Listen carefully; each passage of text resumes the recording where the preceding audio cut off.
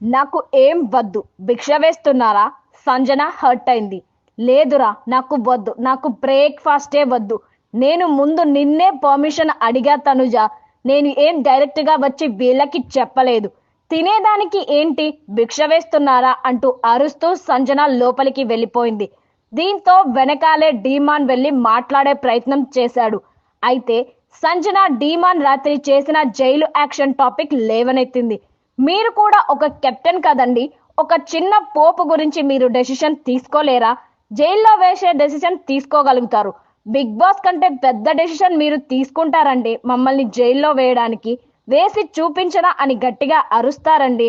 ఒక చిన్న పోపు గురించి మీరు డెసిషన్ తీసుకోలేరా? ఎలాంటి కెప్టెన్ అండి మీరు అంటూ డీమాన్ని దుమ్ము దులిపేసింది. ఒక స్పూన్ షుగర్ గురించి అడుక్కోవాలా? ఈ మాటలకి తనుజ అక్కడికి వచ్చింది. సంజన గారు, మీరు ఇంతగా మాట్లాడుతున్నారు కదా, ఫుడ్ విషయానికి వస్తే నాకు షుగర్తో కావాలి, నాకు కారంతో కావాలి, నాకు సలాడ్తో కావాలని మీరు అడిగినప్పుడల్లా అక్కడ ఆ ఛాన్స్ ఉందంటే మీకే మేము వేసి ఇచ్చాం. అట్లు వేసేటప్పుడు షుగర్తో వేసేస్తే బాగుంటుంది. ఎవరు అడగలేదు అలా. మీరు అందరికీ షేర్ చేశారు. నేను కాదనట్లేదు అంటూ తనుజ చెప్పింది. దీంతో మరి ఫినిష్ కదా. నేను ఒంటరిగా ఒక స్వీట్ దోశ కూడా తిన్నానా? దానికి కూడా షుగర్ ఇవ్వండి అని అడుక్కోవాలా మేము? ఓనర్గా ఆ రైట్ మాకు లేదా?